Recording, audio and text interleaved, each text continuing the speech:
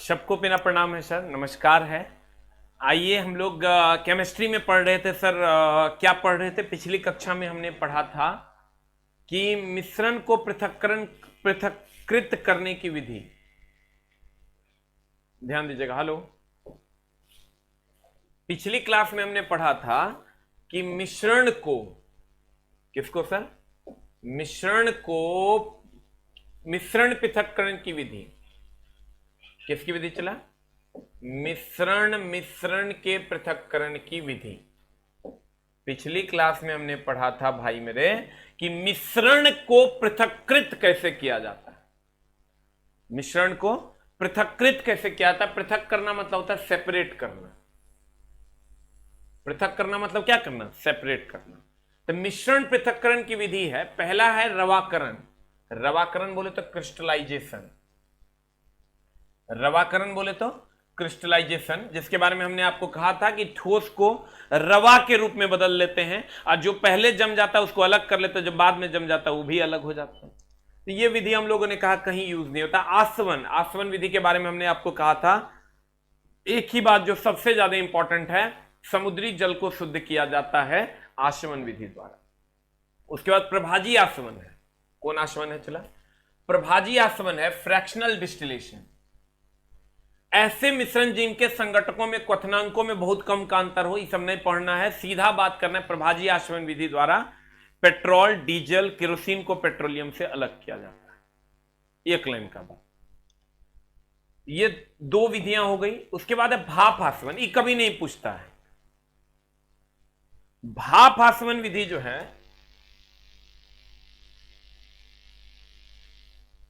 Hello hello hello, लेकिन app mobile पे दिखा रहा है।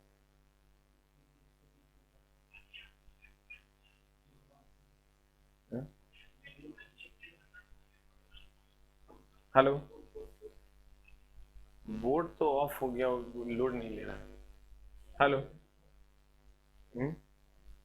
ऑन होगा चल जाए।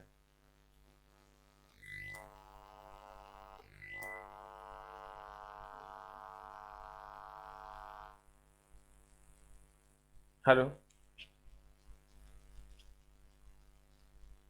कल भी केमिस्ट्री की क्लास नहीं हो पाई थी, आज भी देखो सुबह से लाइट कटा हुआ है। टेंशन नहीं लेना है, संडे भी पढ़ा देंगे, इसीलिए सब हुआ। अच्छा, अभी ऐप पे चल रहा है ना? रुक जा रुक जा रुक जा, तनी बोर्ड ऑन हो जाए भाई, चलेगा ना? लाइट आज सुबह से ही गायब। देखो चला, भाप आसवन विधि की अगर हम बात करें, भाप आसवन विधि कभी नहीं पूछता है, कभी नहीं पूछेगा तुमको। तुमको दुए को पूछेगा।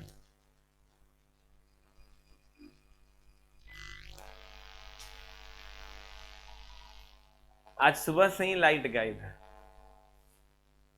इसलिए बोर्ड भी लोड नहीं ले रहा है।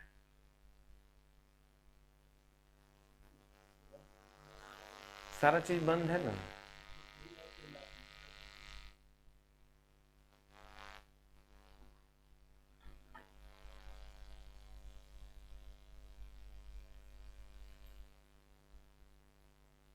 टेंशन नहीं लेना, चला हड़बड़ाना भी नहीं है। देखिए तो बगल में लाइट है क्या, तब उसी से जोड़ देगा।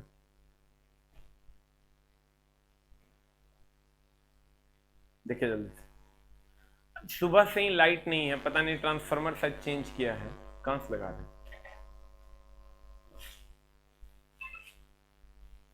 वाला बोर्ड पे दे रहे हैं, थोड़ा टालेगा। बगल वाला में देखे तो लाइट है, दोनों में से किसी में।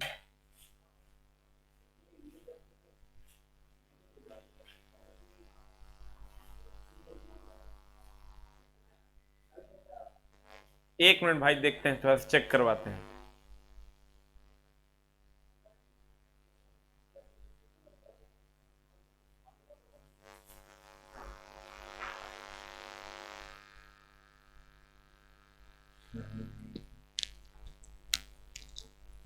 आज सुबह से ही लाइट काट दिया है, इसीलिए प्रॉब्लम हो रही है। इन्वर्टर भी सुबह से ही चल रहा था तो डाउन हो गया है, लेकिन हम देखते हैं कुछ करवाते हैं। क्या कुछ हुआ? बगल में भी नहीं है लाइट, सब जगह कटा हुआ।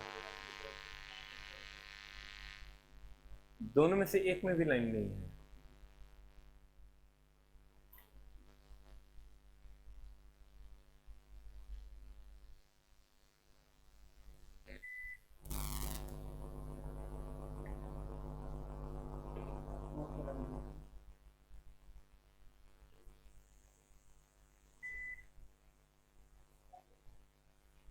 क्या चीज खोले हैं?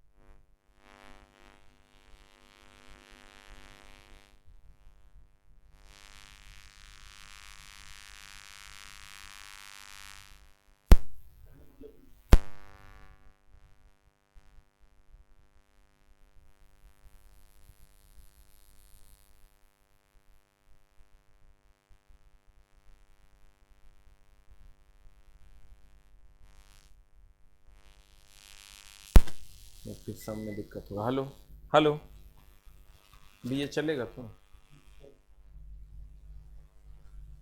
आज चला सुबह से ही लाइट ऑफ है, पता नहीं क्यों ट्रांसफार्मर वगैरह चेंज कर रहा है। कल भी तुम्हारा केमिस्ट्री नहीं हो पाया तो टेंशन नहीं लेना, हम आगे कहीं कभी मेकअप कर देंगे, चला 2 घंटा पढ़ा देंगे। अब देखो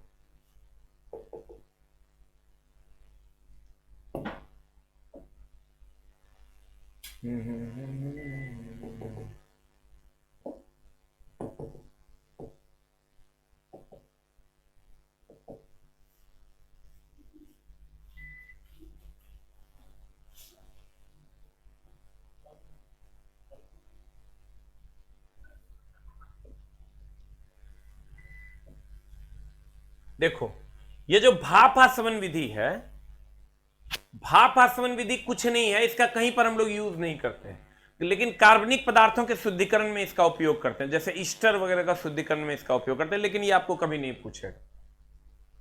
हम इसमें ऐसे पदार्थों का शुद्धिकरण करते हैं जिसको अगर आप गर्म करते हैं, जैसे मान लीजिए कुछ पदार्थ ऐसे होते हैं, जैसे मान लीजिए कि ये आपने पानी भरा और ये आपका पत्थर का टुकड़ा है। किसका टुकड़ा है? चला, ये पत्थर का टुकड़ा है। देखना चला लाइट इट भी बड़ा प्रॉब्लम में है, इट भी कभी ऑफ हो जाए तो टेंशन नहीं लेना है। हम ये जो कल का क्लास और आज का क्लास मेकअप करेंगे, हम लोग कल भी पढ़ेंगे, कल भी है क्लास, और दिक्कत होगा वैसा अगर आज का क्लास नहीं हो पाया तो संडे को भी क्लास लेंगे, टेंशन नहीं लेना है। कहते हैं अगर ये पानी है, ये पत्थर है,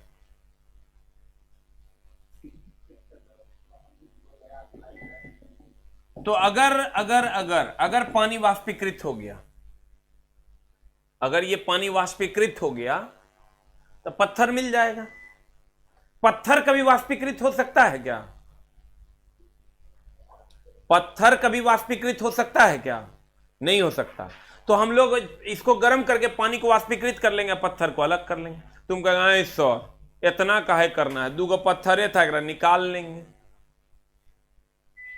तो ध्यान देना,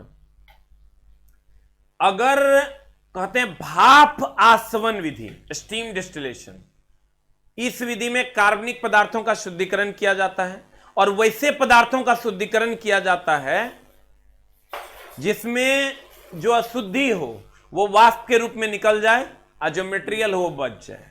तो कहता है, और ये कभी नहीं पूछेगा, भाप आसवन स्टीम डिस्टिलेशन, लेकिन पूछ दिया था ओकरो कोई माई बाप नहीं है।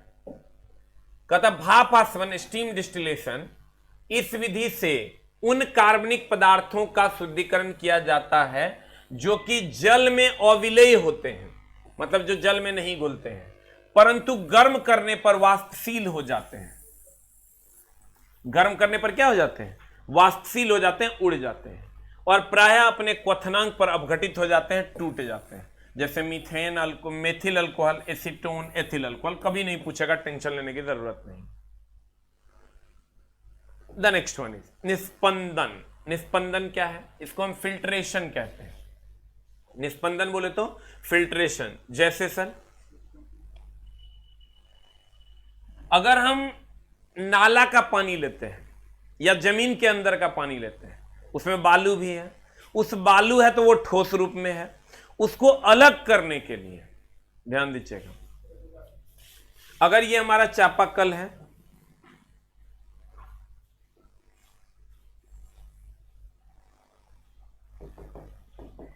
ये हमारा क्या है सर? चापाकल है।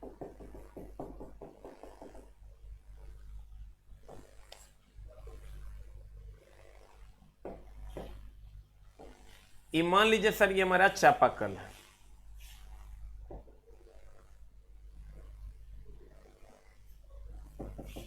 इसमें हम लोग जाली लगा देते हैं, जिसको हम फिल्ट्रेशन कहते हैं। देखो इंग्लिश से लिखा है फिल्ट्रेशन। ये जो जाली हम लगा देते हैं, क्या करता है? सर जो भी अशुद्धि है ठोस के रूप में, बालू, पत्थर वगैरह वगैरह, इसको पानी के साथ नहीं जाने देगा, नहीं निकलने देगा। कहने का मतलब, यदि किसी द्रव में कोई ठोस पदार्थ यानी बालू, पानी है और उसमें ठोस पदार्थ बालू निलंबित हो, निलंबित हो मतलब छोड़ा गया हो, और उसे अलग करने के लिए निस्पंदन विधि का प्रयोग करते हैं। धरती पर जमा जल इसी धरातल के नीचे पहुंचता है, जिसे हम हैंडपाइप ट्यूबवेल द्वारा खींचकर बाहर निकालते हैं। जैसे ये मान लीजिए धरती पर जमा हुआ जल है, ये जो धरती पर जमा हुआ जल है, इसमें बहुत सारे ठोस के कण हैं। ये सारा का सारा पानी नीचे चला जाता है, ये जो ठोस के कण है, गंदा, कचरा, गूं, ये सब ऊपर में रह जाता है।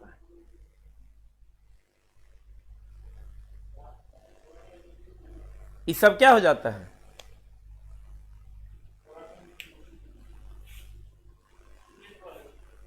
तो लगवाइए। हाँ, फोन करते तो उठाते नहीं आप जी। तो ये जो लगवाइए, लगवाइए, दूसरा नेट लगवाइए।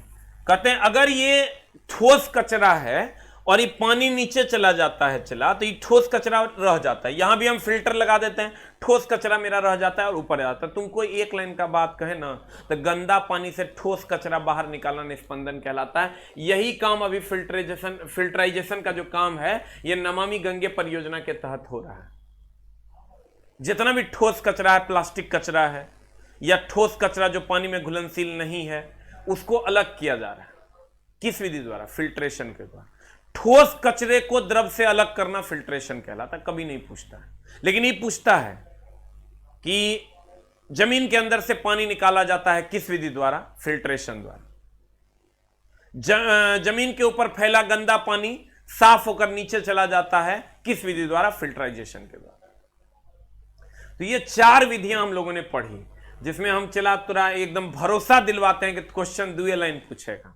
एगो आसवन विधि, समुद्री जल को शुद्ध किया था। एगो प्रभाजी आसवन विधि, पेट्रोलियम से पेट्रोल, डीजल, केरोसिन आदि निकाला जाता है। बस 2 विधि तुमको सबसे ज्यादा पूछा जाए, ठीक है। अब देखो, इसके बाद तुमको जैसे कहे निस्पंदन, निस्पंदन मतलब समझ लेना, नाला का पानी को साफ करेंगे, ठोस कचरा हटा दें। भाप आसवन कुछ खास नहीं, लेकिन जो विसरण है ना, चला, विसरण से बहुत ज्यादा क्वेश्चन पूछे जाते हैं। विसरण का मतलब होता है डिफ्यूजन। हर दिन लड़ना होगा तुमको अपने सब्जेक्ट से, अगर जिंदगी में कुछ करना है। या तो लड़ नहीं तो भाग, 2 को तो ऑप्शन है। जिंदगी में अगर हर दिन भागना है तो ये 2 महीना आराम कर ले। अगर हर दिन आराम करना है तो 2 महीना आराम को हराम कर ले। कहते हैं विसरण क्या है? कभी पादा है? पाद नहीं। पादते हैं तो क्या होता है? अगल बगल के लोग भाग जाते हैं, पगला गया है। जब हम पादते हैं तो पादते हैं, देखो होता क्या है, तुम देखना जैसे तुम पादोगे यहां अखट से दूसरा क्या होता क्या है, होता यह है चला कि हमारे पेट में जो गैस है उसमें बहुत अधिक घनत्व है, पूरा घनियाइल रहता है, और जब छोड़ते हैं अंदर में घनत्व ज्यादा, अब बाहर में घनत्व कम, अधिक घनत्व से कम घनत्व में सट सट नहीं। कभी ऐसा होता है पिछवाड़े से तो कभी बाहर से अंदर हवा लिया, ऐसे लिया है? नहीं लिया होगा। ऐसा कोई बंदा, एक बंदा जो पीछे से हवा खींच लेता हो, इम्पॉसिबल, असंभव। काहे? Why this happen? क्योंकि अधिक घनत्व से कम घनत्व से अधिक घनत्व में नहीं घुस सकता हवा। तब तो लोग को क्या जरूरत था यहां से लेने का, करने का क्या जरूरत है, इसे ही घुस जाता, अपना बहुत सारा छेद है। नहीं, अधिक घनत्व से कम घनत्व में गैसों का ट्रांसमिट होना विसरण कहलाता है। घनत्व में अंतर के कारण गैसों का जो प्रवाह होता है उसे विसरण कहते हैं। ध्यान दो, कहता है घनत्व में अंतर रहने के कारण गैसों में, ध्यान देना, ऐसा नहीं है कि तुम पाद के अपना पाद पानी में मिला देगा। पाद कभी पानी में नहीं मिल सकता।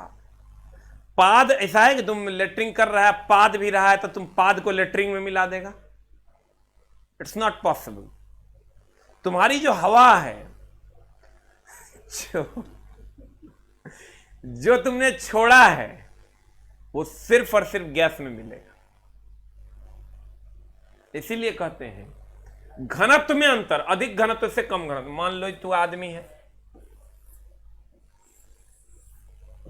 अच्छा ये ऑनलाइन है, कभी कभार ऐसा होगा कि नेटे गायब हो जाएगा, कभी कभार ऐसा होगा कि बफरिंग करने लगेगा। ये 2-3 को समस्या ऑनलाइन के फिक्स है जो अपन सिलेबस में डाल लो, तो बफरिंग, कमेंट नहीं जा रहा है, नेट नहीं चल रहा है, ये सब तरह फेस करना होगा, क्योंकि मोदी जी हम लोगों को इतना डेवलप नेट नहीं दे पाए।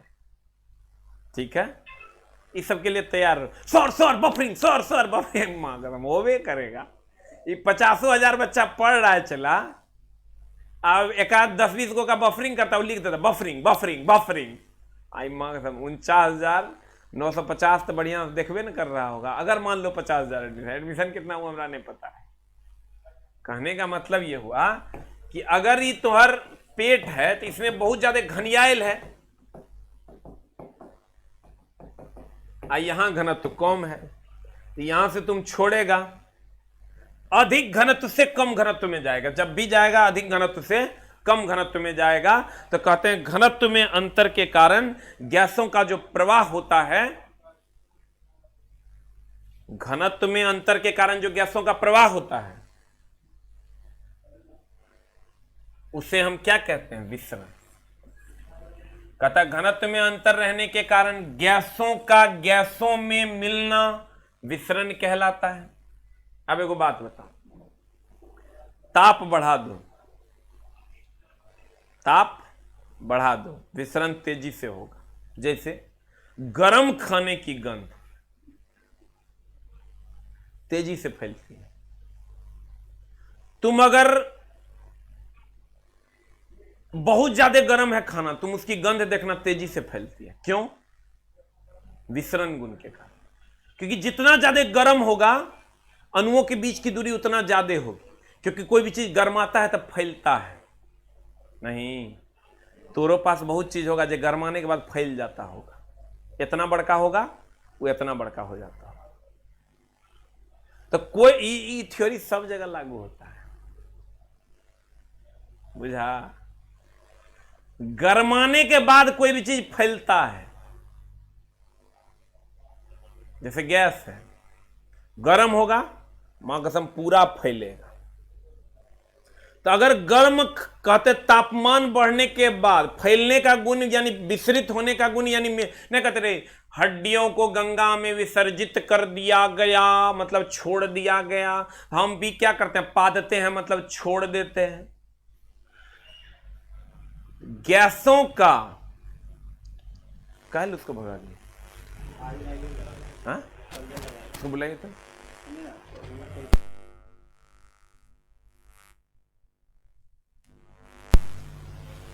एक मिनट चला 1 मिनट नेट वाला आया है तनी ओकरा देख लें।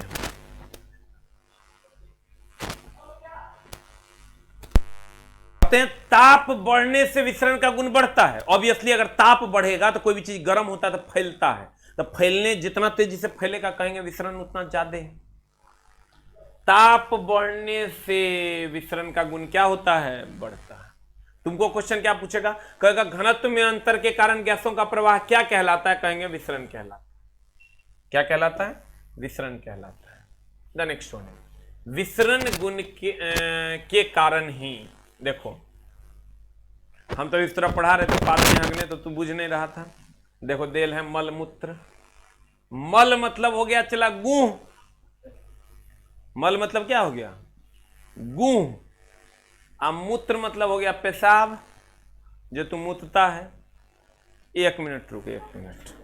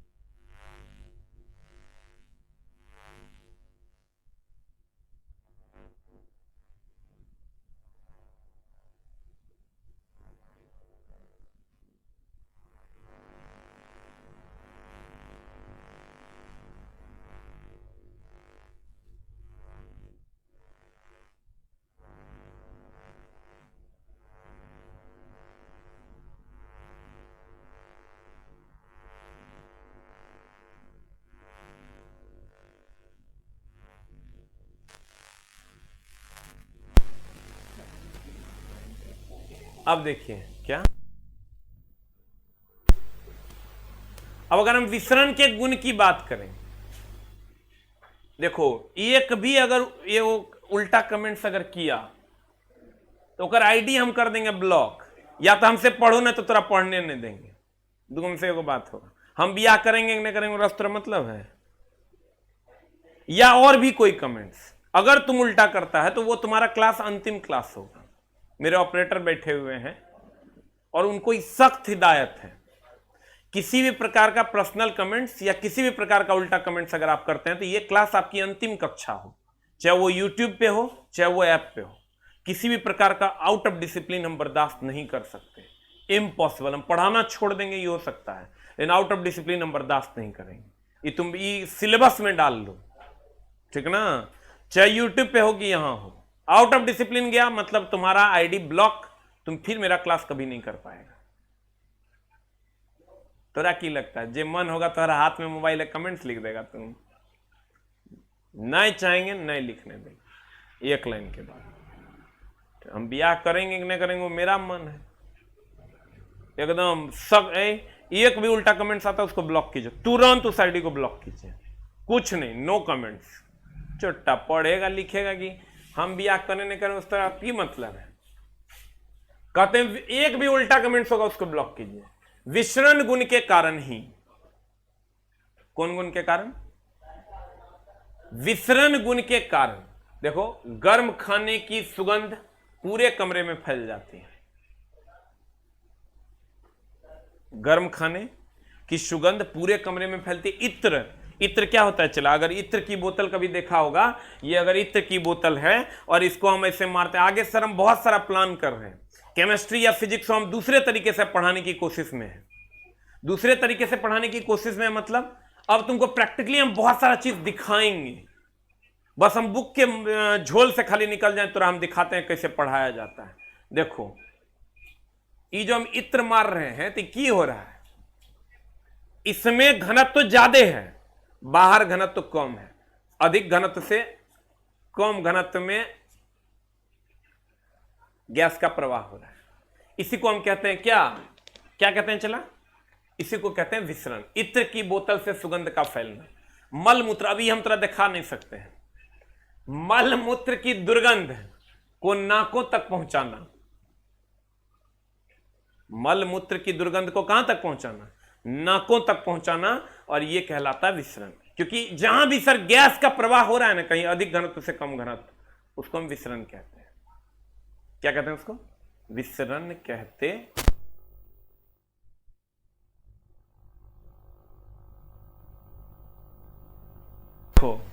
कहने का मतलब यह हुआ कि मल मूत्र की दुर्गंध नाकों तक पहुंचना, ये क्या है, विसरण है। कहीं भी अधिक घनत्व से कम घनत्व में कोई भी चीज चला जाएगा, कोई भी गैस चला, कोई भी चीज नहीं, कोई भी गैस चला जाएगा, विसरण। चाहे इत्र की बोतल से खुशबू का निकलना, चाहे पानी से, इसलिए हम जोर देने की पूछता है, पानी मल मूत्र से गंध का निकलना या गर्म खाने की सुगंध नाक तक पहुंचना, विसरण कहलाता है। अब देखो, अब अवस्था परिवर्तन का मामला है। चला, अवस्था परिवर्तन का क्या मामला है, इसको हम लोग अच्छे से पढ़ते हैं कि अवस्था परिवर्तन का मामला क्या है। देखो, जैसे अगर हम कहते हैं बर्फ, ध्यान देना, क्या कहते हैं, चला, एकदम आराम से, बर्फ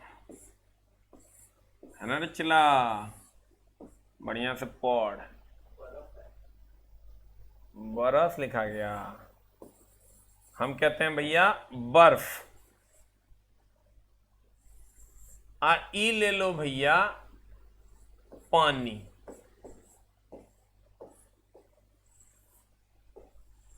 ई ले लो भैया गैस यानी जलवाष्प।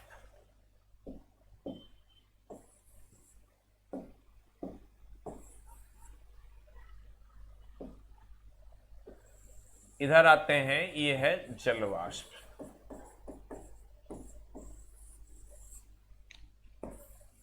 ध्यान देना,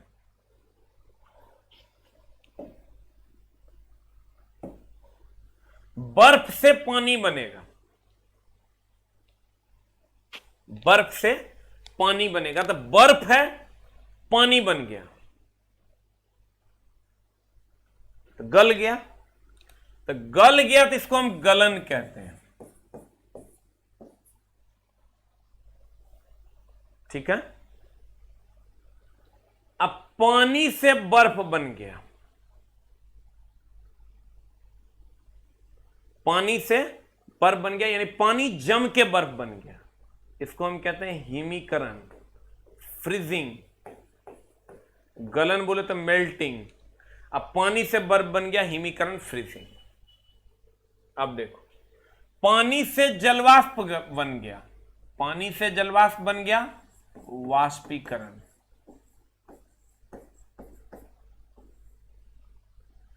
जलवाष्प से फिर पानी बन गया, संघनन, कंडेंसेशन। इंग्लिश हम नहीं लिख रहे हैं यहां। गलन मतलब मेल्टिंग, हिमीकरण मतलब फ्रीजिंग, वाष्पीकरण मतलब हो गया वेपोराइजेशन, असंघनन कंडेंसेशन कहते हैं इसको।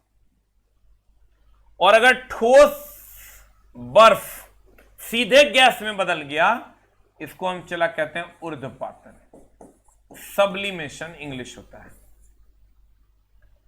और अगर वाष्प सीधे ठोस में बदल गया यानी गैस सीधे ठोस में बदल गया, इसको हम कहते हैं डिपोजिशन, जो कि कल के टेस्ट में था। तुम क्या करें मास्टर, तनियो गड़बड़ होगा तो तब बनवे नहीं करेगा। तुम पूछेगा कि बता दो, कैसे कैसे पढ़ेंगे, कैसे कैसे याद रखेंगे, ये बता दो। हम तरह बताते हैं, देखो, गलन, बर्फ गल जाएगा, पानी हो जाएगा, तो गलना नहीं कहते बर्फ गल रहा है रे, तो कहेंगे बर्फ पानी बन जाएगा, गलन। अब पानी बर्फ बन जाएगा। अहो जान, बढ़िया से देखो, पानी बर्फ बन जाएगा तो हम नहीं कहते पानी को फ्रिज में रख देते हैं बर्फ बन जाता है, तो कहते हैं फ्रीजिंग हो गया, यानी हिमीकरण उसी का इंग्लिश फ्रीजिंग, इसको कहते हैं चला फ्रीजिंग।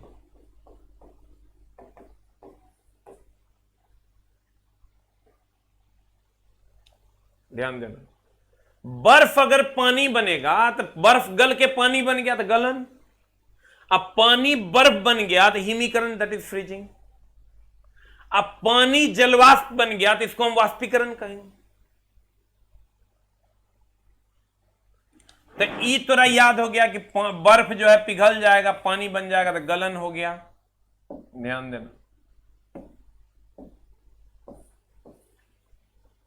तोरा ई याद हो गया कि बर्फ जब गल जाएगा पानी बन जाएगा तो गलन, ई तोरा याद करने की जरूरत नहीं है। पानी बर्फ बन जाएगा तो जम गया तो हिमीकरण। और जब पानी वाष्प बन जाएगा तो इसको कहते हैं वाष्पीकरण। यह तोरा याद करने की जरूरत नहीं, तुम जानती है। अब तेरा तीने गो बच गया, तीन गो कथी कथी बच गया देखो।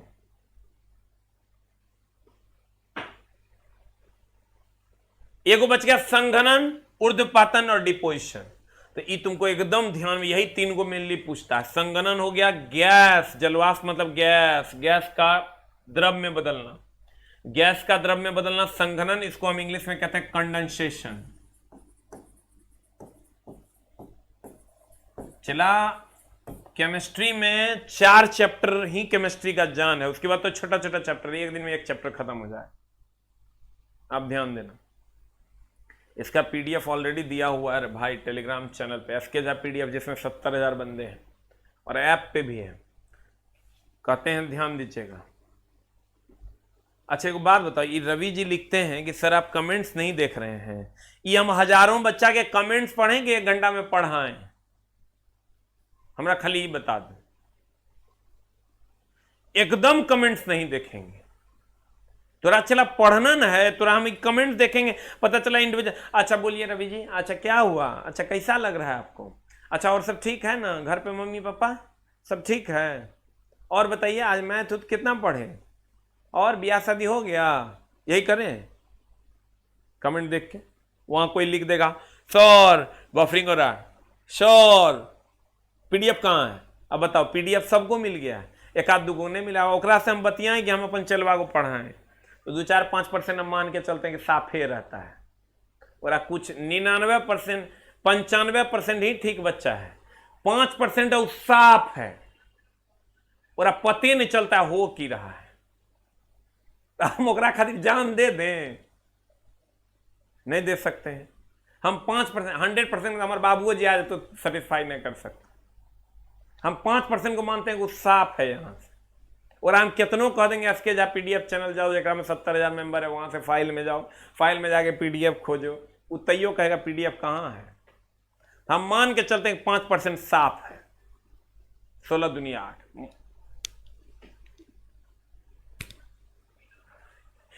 लिखता है पीडीएफ कहां है, देखना। अगर बर्फ पानी भी बना गलन, पानी बर्फ बना हिमीकरण, और जब बर्फ यानी ठोस सीधे वाष्प बनेगा तो ऊर्ध्वपातन, अब वाष्प जब ठोस बनेगा तो डिपोजिशन, और गैस जब द्रव बनेगा तो संघनन। इतने मेनली पूछता है, ये 3 को तुमको ध्यान में रखना होगा। आप देखना, कहते हैं कि ठोस द्रव और गैस में तापमान का प्रभाव, तो ठोस हो गया ये द्रव हो गया चला पानी, ये गैस हो गया जलवाष्प, ये सॉलिड हो गया चला ठोस, ये गैस न है तो गैस है मेरे भाई मेरे तो जलवाष्प, ये ठोस न है, ठोस है तो बर्फ, ठोस है तो कथी, ठोस है तो बर्फ,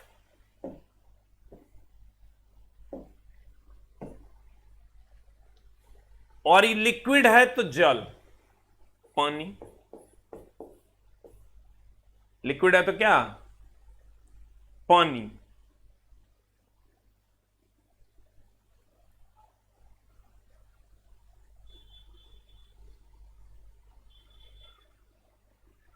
कहते हैं ध्यान दीजिएगा, क्या कहते हैं, लिक्विड की जब भी बात आए, किसकी बात आए सर, लिक्विड की जब भी बात आएगी, लिक्विड लिक्विड लिक्विड लिक्विड की जब भी बात आएगी तो पानी के बारे में सोचेंगे, और गैस की जब भी बात आएगी तो जलवाष्प के बारे में सोचेंगे, और बर्फ की जब भी बात आएगी ठोस के बारे में सोचेंगे। बर्फ तो ठोस न है, अब जलवाष्प हो गया तो गैस हो गया, अब द्रव हो गया तो पानी हो गया। तुम गौर से देखो, कहते हैं ठोस सीधा गैस में बदला, ये देखो ये हो गया सब्लिमेशन, ऊर्ध्वपातन। गैस ठोस में बदला, डिपोजिशन, देखो ऐसे डाउन एरो है। द्रव ठोस बन गया, फ्रीजिंग, और ठोस द्रव बन गया, मेल्टिंग। द्रव गैस बन गया, इवेपोराइजेशन, और गैस द्रव बन गया, कंडेंसेशन। कहते हैं ठोस का द्रव में बदलना गलन कहलाता है, क्योंकि ठोस चला बर्फ है, हम प्यार से इसलिए समझा रहे हैं कि तीनों को पूछता है, वो तीन को तू बनाइए नहीं पाएगा तो मामला गड़बड़ हो जाएगा। कहते हैं जब ठोस यानी बर्फ जब द्रव बनेगा तो गलन है, द्रव जब ठोस बनेगा यानी द्रव है पानी, आ पानी ठोस यानी बर्फ बन गया, बर्फ बन गया मतलब जम गया, दैट इज फ्रीजिंग, हिमीकरण। और गैस सीधे ठोस में बदलेगा, ये 100 बार का, इस बार केवल बोर्ड, रेलवे भर्ती बोर्ड ने पूछा, इसीलिए हमने इसको ऐड किया है। इससे पहले किसी भी एग्जाम में आज तक का रिकॉर्ड नहीं है पूछने का, हमरा तो नहीं मिला, तोरा भाई हो सकता है मिल जाए। गैस, अब तुम कहेगा डिपोजिशन का एग्जांपल बताइए सर। जब कपूर जो है गैस बनता है और गैस फिर कपूर बन जाता है, अगर आप क्लोज सिस्टम में कीजिएगा तो कपूर जो है, अक्सर बच्चे पूछते हैं कि बताइए सर कि डिपोजिशन का एग्जांपल, तो ठोस सीधा गैस में बदलेगा, ठोस सीधा गैस में बदलेगा, ऊर्ध्वपातन, और गैस सीधे ठोस में बदलेगा, यानी बर्फ अगर गैस बने, कपूर अगर गैस बनेगा ऊर्ध्वपातन, और गैस अगर फिर कपूर बनेगा डिपोजिशन। तो कहते हैं गैस का सीधे ठोस में बदलना, ठोस सीधा गैस में बनेगा ऊर्ध्वपातन, लेकिन गैस का सीधे ठोस में बदलना डिपोजिशन कहलाता है। अब देखो, अब कहता है ऊर्ध्वपातन। ऊर्ध्वपातन को हम लोग अलग से पढ़ेंगे, दैट इज सब्लिमेशन। सब्लिमेशन क्या है सर, कल भी एक सवाल इससे आया था। ऊर्ध्वपातन कहते हैं ठोस जब सीधे गैस में बदलेगा, जैसे ऊर्ध्वपातन में हो गया कपूर, कपूर सीधे गैस में बदल जाएगा। जला के देखिए, ठोस अवस्था में होता है, आग लगाइएगा सीधे गैस में बदल जाएगा, ऊर्ध्वपातन। कहते हैं जब कोई पदार्थ ठोस से सीधे गैस में बदल जाता है तो यह पदार्थ ऊर्ध्वपातित पदार्थ कहलाता है, और यह प्रक्रिया ऊर्ध्वपातन कहलाती है। लेकिन चला ये भी पूछता है, हम ये नहीं मना कर रहे हैं कि नहीं पूछता, ये तो पूछवे करता है, लेकिन अब एग्जाम्पल दे देता है, निम्न में से कौन ऊर्ध्वपातित पदार्थ है या कौन ऊर्ध्वपातित पदार्थ नहीं है। ये तुमको अब एग्जाम्पल तुम्हारे लिए बहुत ज्यादा इंपॉर्टेंट हो गया, इसलिए हम एग्जाम्पल की लिस्ट को हम थोड़ा सा बड़ा कर दें। इसमें आता है, हम देखो हम इसको याद किए हुए हैं, तुमको भी याद रखना चाहिए, क्योंकि सर कंपाउंड है तो नाम तो याद रखना ही पड़ेगा। एंथ्रासीन कहता है,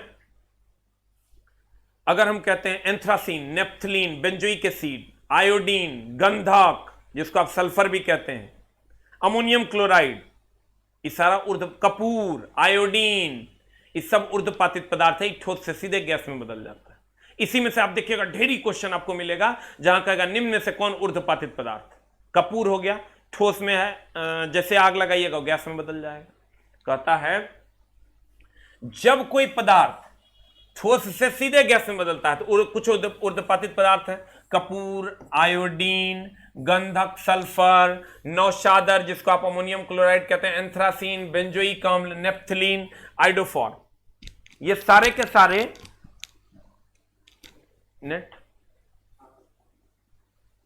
ये सारे के सारे ऊर्ध्वपातित पदार्थ हैं। ये तुमको याद रखना पड़ेगा। पहले हम लोग बोलते मत याद रखो, खाली याद रखो कि ठोस सीधे गैस में बदलता है, ठोस सीधे गैस में बदलता है ऊर्ध्वपातित पदार्थ, ऊर्ध्वपातन।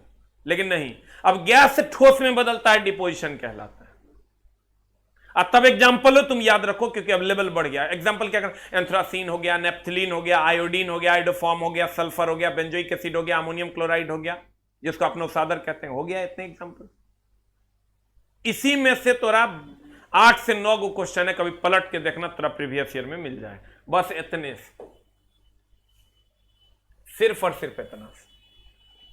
द नेक्स्ट वन इज, कहता है नोट। कुछ नोट है सर जो तुमको ध्यान में रखना पड़ेगा, ध्यान देना। कहते हैं बेंजोइक अम्ल का उपयोग, किसका उपयोग? खाद्य पदार्थ का संरक्षण करना है। क्या करना है? चला संरक्षण। जैसे तुम जाता होगा कभी, कहां पर, सेब वगैरह खरीदने, तो तुम वहां देखना कि उस सेब पर हमेशा स्प्रे मारते रहता है, वो ऐसे ऐसे देखना, स्प्रे मारते रहता है। वो क्या है रे? बेंजोइक एसिड है। वो स्प्रे मारता है तो कवक उसके आसपास भी नहीं आएगा और सड़ेगा नहीं। हम लोग घर में ओकरा ला के रख देते हैं, देखते हैं फट से सड़ जाता है। तो कहते हैं बेंजोइक एसिड का उपयोग खाद्य पदार्थों के संरक्षण में किया जाता है। बेंजोइक एसिड का उपयोग कहां किया जाता है? खाद्य पदार्थों के संरक्षण में किया जाता है। अब देखो, कहते हैं ये क्वेश्चन आया भी था और बच्चा इसमें फंसता भी है। अगर कहेगा ये समुद्री पानी है और ये समुद्री घास है,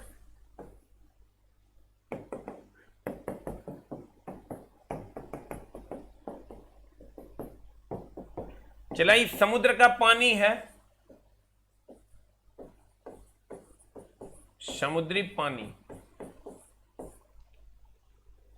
और इस समुद्र में एक घास पाया जाता है, लेमिनेरिया। क्वेश्चन प्रैक्टिस बहुत ज्यादा जरूरी है। चला खाली पढ़ने से नहीं होगा और बार बार प्रैक्टिस करना होगा, ठीक है?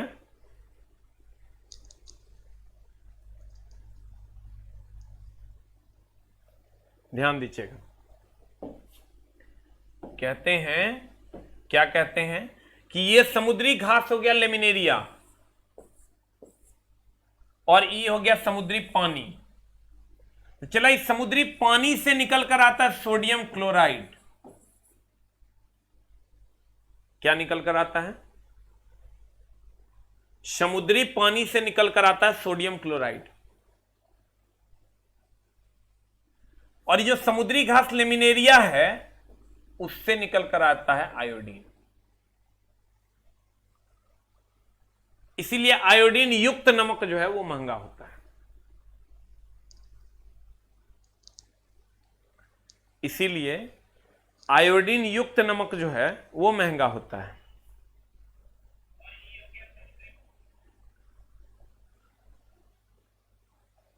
देखिए, कहते हैं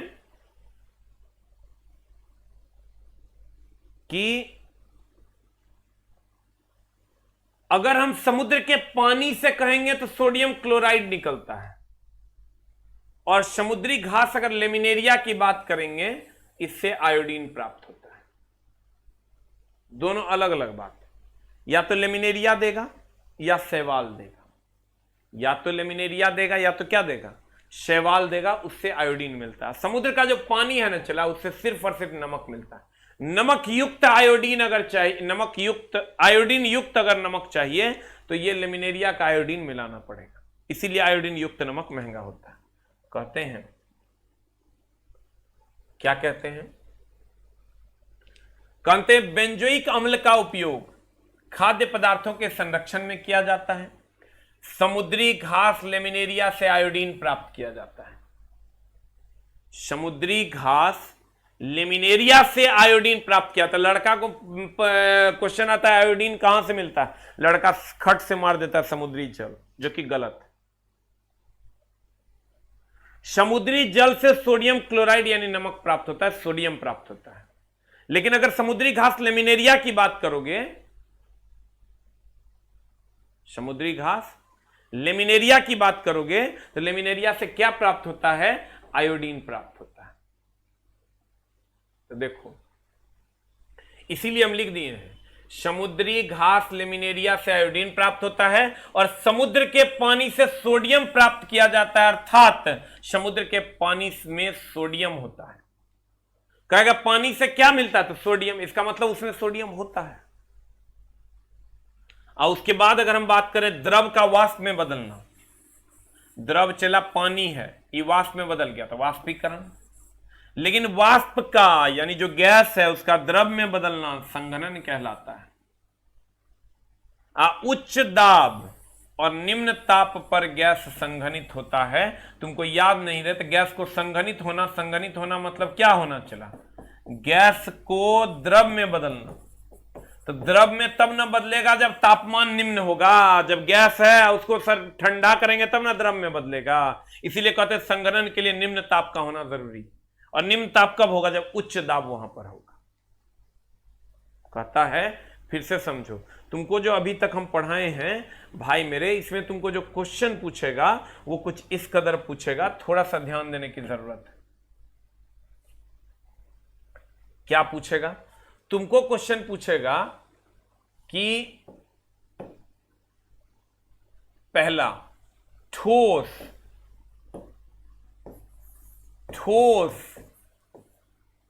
सीधा गैस में ऊर्ध्वपातन, ठोस सीधा गैस में क्या, ऊर्ध्वपातन, और गैस सीधा ठोस में डिपोजिशन।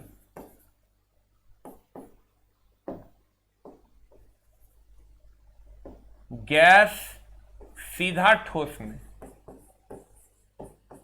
डिपोजिशन, पहला, दूसरा।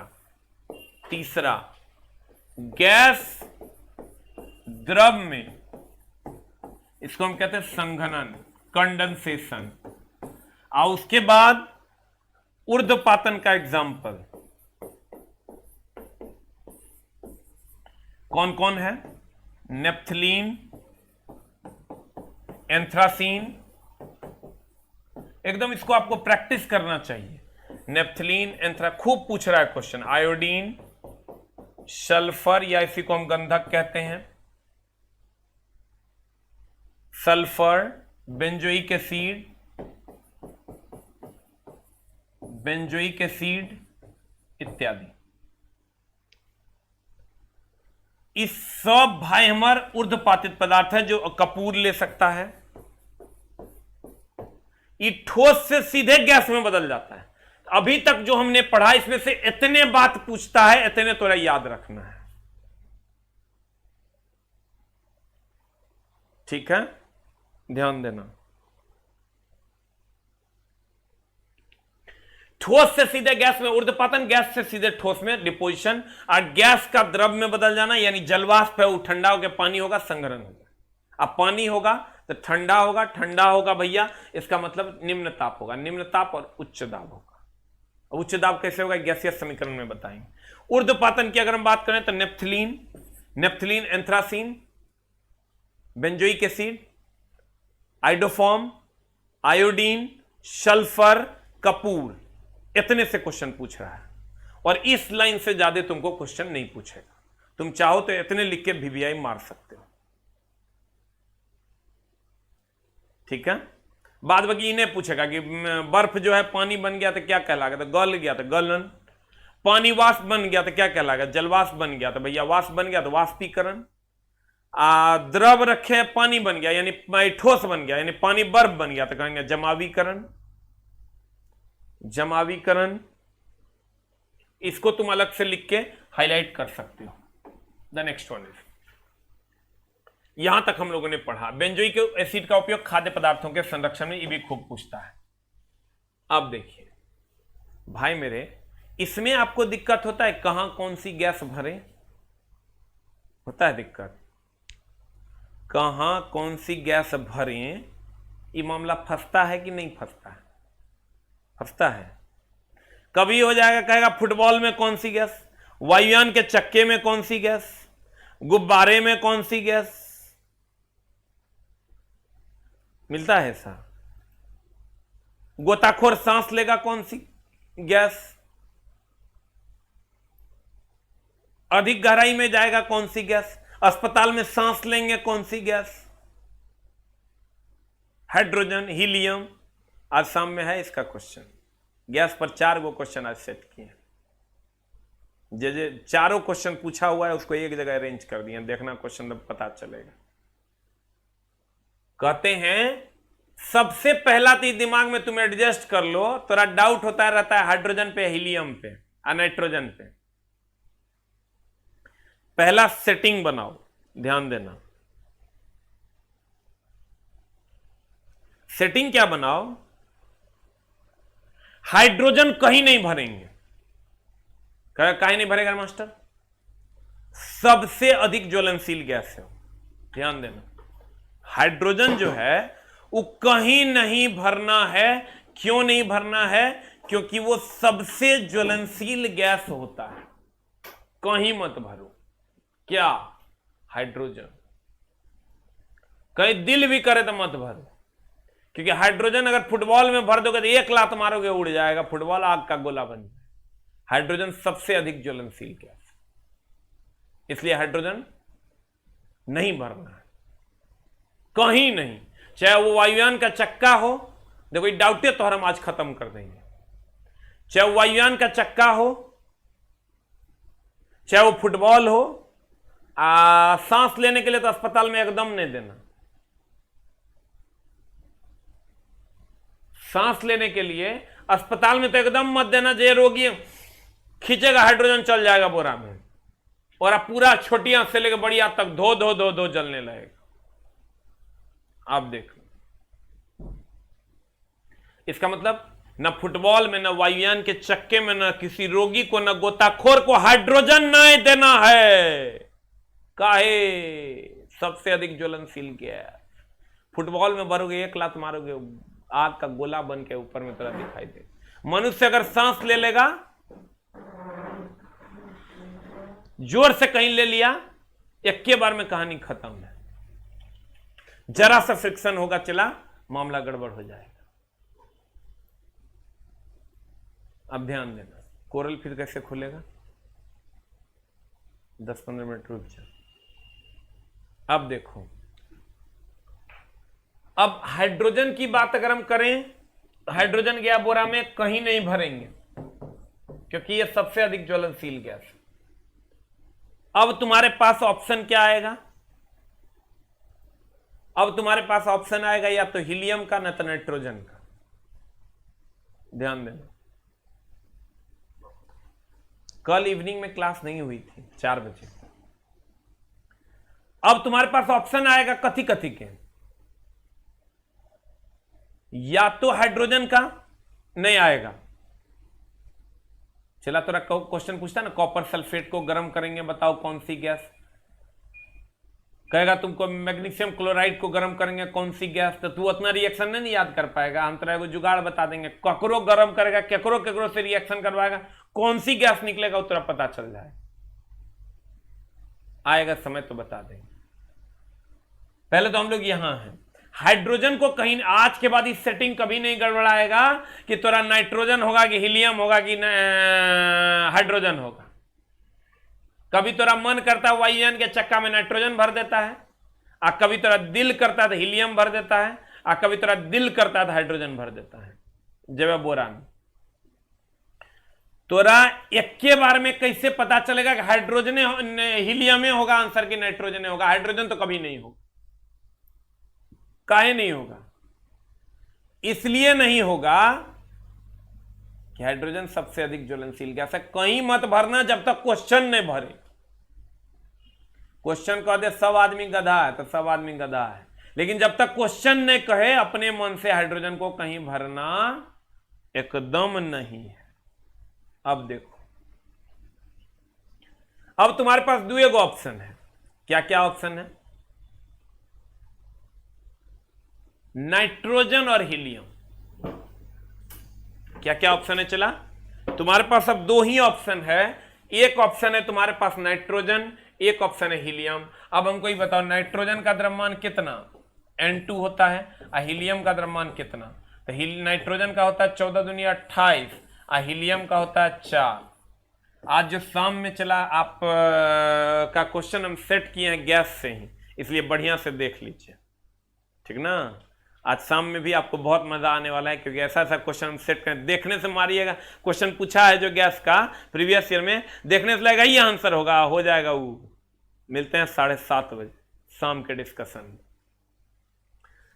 हमको ही बताइए, यूट्यूब पर एसके झा के नाम से चैनल है, उस पर बहुत लोग ये पूछता है N2 भारी है और हीलियम हल्का है, तो हल्का है तो ये उड़ेगा, और अगर N2 भारी है तो जमीन पर रहेगा। कर चला, जे हल्का है उड़ जाएगा और जे भारी है वो जमीन पर रहेगा। हमको ही बताओ, वायुयान को उड़ना है कि जमीन पर रहना? हाइड्रोजन तो भरे हुए नहीं करेगा, करता बातें नहीं करेंगे, छोटा है, सबसे अधिक ज्वलनशील है।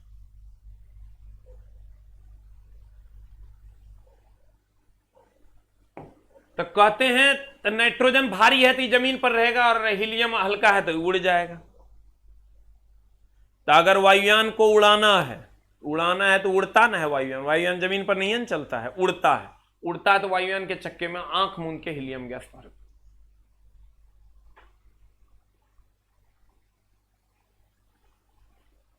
क्योंकि वायुयान को उड़ना है। हाइड्रोजन हम भरवे नहीं करेंगे, तो बच गया नाइट्रोजन या हीलियम। आज के बाद थोड़ा गैस में चला, दिक्कत नहीं होगा। हीलियम इसलिए भर देंगे क्योंकि हल्का है, इसको उड़ जाएगा, ये उड़ने में मदद करेगा। भारी गैस दे देंगे, वेटेड हो जाएगा। रही बात फुटबॉल की, अब पता चला फुटबॉल में कौन सी क्या। फुटबॉल को जमीन पर रहना है कि आकाश में उड़ना है? तो कहेंगे फुटबॉल को जमीन पर रहना, जमीन पर रहना तो भारी मतलब कौन? नाइट्रोजन। तो कहेगा फुटबॉल में कौन सी गैस था? नाइट्रोजन। ध्यान देना, फुटबॉल में कौन सी गैस? नाइट्रोजन। फुटबॉल में कौन सी गैस चला? नाइट्रोजन।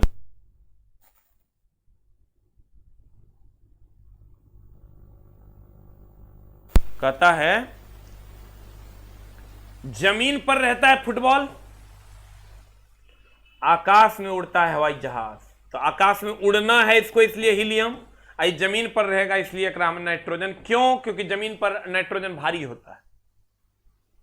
अब गुब्बारा कह देगा, तो गुब्बारा को उड़ना ना है, उड़ना है तो हीलियम। हाइड्रोजन तो भर नहीं सकते, हीलियम। गोताखोर सांस लेता है, तो गोताखोर दोनों से सांस लेता है। ऑक्सीजन पहले तो गोताखोर सांस लेके अस्पताल में सांस लेना तो हमको ऑक्सीजन है, साथ में हीलियम और नाइट्रोजन भी रखते हैं। काहे कि अगर खाली ऑक्सीजन ले लोगे तो ऑक्सीजन की उपस्थिति में कोई भी चीज जलने लगता है। ऑक्सीजन की उपस्थिति में कोई भी चीज जलने लगता है। अब हमको ये बताइए सर, लड़का कहता है कि आज सुबह का क्लास अपलोड क्यों नहीं हुआ है? देखिए तो आपके सामने में क्लास अपलोडेड है। अब की हम ओकरा जवाब देंगे, बताओ। हमारे बस के बात है ही करना। लड़का कहता है सुबह का क्लास अपलोड क्यों नहीं हुआ? आपके सामने में है, देखिए हमको दिखा रहा है, दूसरा मोबाइल लॉगिन किया हुआ है बच्चा, उसमें दिख रहा है, लेकिन उसको नहीं दिखता है। लड़का कहता है सर पीडीएफ नहीं मिल रहा है। देखिए हम वो दिखाते हैं आपको। क्या करेंगे बताइए ना, हम तो समझ में नहीं आता है कि 5% का क्या उपाय किया जाए। ये देखिए सर, अब हम ओकरा की हम बोलते हैं एसके झा टेलीग्राम, जिसमें 70,000 मेंबर है, उससे जुड़ो। वहां पर ये देखिए एसके झा टेलीग्राम है, यहां पर आप फाइल में जाइएगा। आप फाइल में जाइएगा, देखिए आपको ऊपरे में दिख जाएगा, यहां पर छोटी छोटी मगर मोटी बातें, देखिए फिजिकल केमिस्ट्री दिख जाएगा आपको।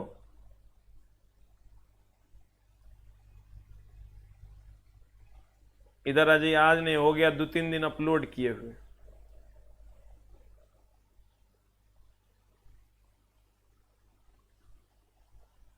देखिए सर फिजिकल केमिस्ट्री यहां दिख रहा है। अब अगर पीडीएफ मिलवे नहीं करेगा, हम लिखता है पीडीएफ कहां से मिलेगा? लिखता है सर क्लास अपलोड नहीं हुआ। आपके सामने में है, देखिए क्लास अपलोडेड है सुबह का। देखिए सर आपके सामने है फिजिक्स का। लड़का कहेगा अपलोड होवे नहीं किया। हम ओकरा की कह सकते हैं बताइए? मेरे बस की बात नहीं है इसको पढ़ा देना। ये 5% साफ है, अगर कुछ पते नहीं चलता है।